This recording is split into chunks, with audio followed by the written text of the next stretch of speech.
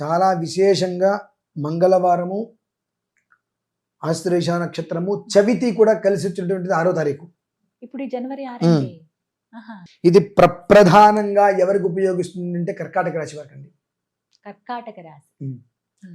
ఈ కర్కాటక రాశి వారికి అడుగడుగున అవమానాలు, అడుగడుగున అపనిందలు, అన్ని గడప అవతలు ఉంటాయి. అవి లోపలికి రావు, వీళ్ళు వెళ్తే అందవు. కొంతమంది అంటారు చూసారండి, చేతికి కలుపుకున్నటువంటి ముద్ద కూడా నోటి వరకు చాగిపోతుందని చెప్పి. అలాంటి పరిస్థితులు కర్కాటక రాశి వారికి పాపం ఎక్కువగా భిన్నానికన్నా, అంటే ఏకంలో భిన్నత్వం అంటారు, దానికన్నా ఎక్కువగానే పాపం నడుస్తున్నాయి. లాస్ట్ టైం మనం కర్కాటక రాశి గురించి చూసింది కూడా, చేసింది కూడా ఎంతోమంది.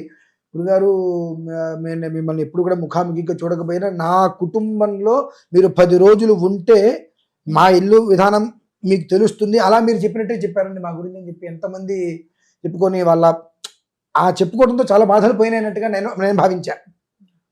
అలా అటువంటి ఆ కర్కాటక రాశి వారు పడుతున్నటువంటి ఏదైతే కనుక సమస్యలు ఉన్నాయో దాని నుంచి బయటపడేటువంటి స్థితి వాళ్ళకైతే ఉందండి. దివ్యమంగళ యోగము అంటారు, భవ్యమంగళ యోగం కూడా అనవచ్చు. ఆ రోజునాడు సుబ్రహ్మణ్యేశ్వర స్వామి వారిని విశేషమైన ఆరాధన చేసుకోగలిగితే కర్కాటక రాశి వారికి పట్టినటువంటి పీడ అనవచ్చు, దరిద్రం అనవచ్చు, అష్ట దరిద్రములు అనవచ్చు, అవన్నీ కూడా వదిలిపోతాయండి.